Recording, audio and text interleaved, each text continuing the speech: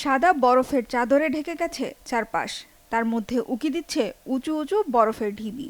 দূর থেকে দেখলে মনে হবে বরফ জমে পাহাড় তৈরি হয়েছে, কিন্তু কাছে গেলে বোঝা যায় স্থানীয় বাসিন্দাদের গাড়ির ওপর পুরো বরফের স্তর জমে সৃষ্টি হয়েছে এই পাহাড়।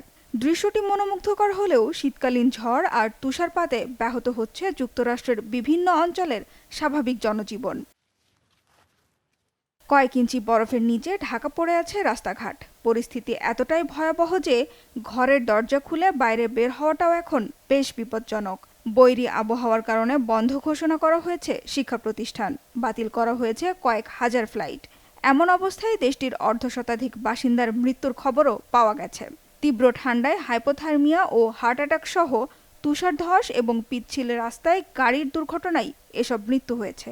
এছাড়া তুষার ঝড়, ভারী বৃষ্টিপাত ও হিমাঙ্কের নিচের তাপমাত্রায় ক্ষতির মুখে পড়েছে প্রায় ২০ কোটি মার্কিনি।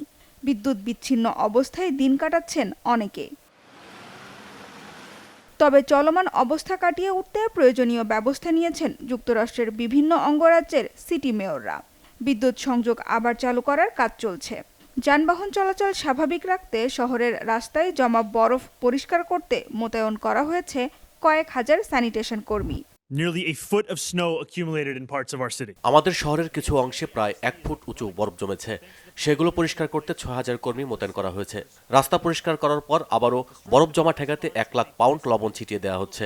নিরলস পরিশ্রম করছে কর্মীরা। বাসিন্দাদের যে কোনো জরুরি সেবা দিতে আমরা প্রস্তুত। Our public transit running and responding to emergencies.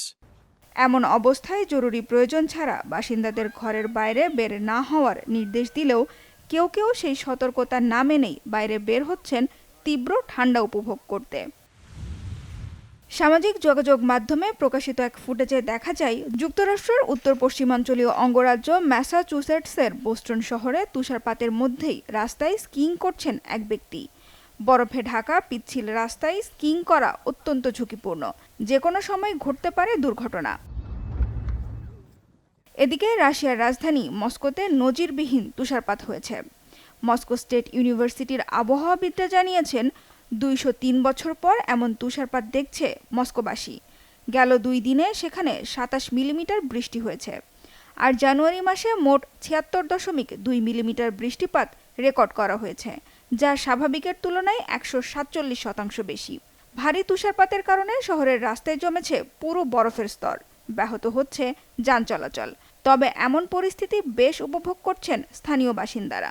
বহু বছর পর এমন তুষারপাতে উচ্ছ্বসিত তারা। সত্যিকারের শীতকাল এমনই হওয়া উচিত বলেও মত তাদের। সানজিদা ইসলাম তন্নি, বাংলা ভিশন, নিউজ ডেস্ক।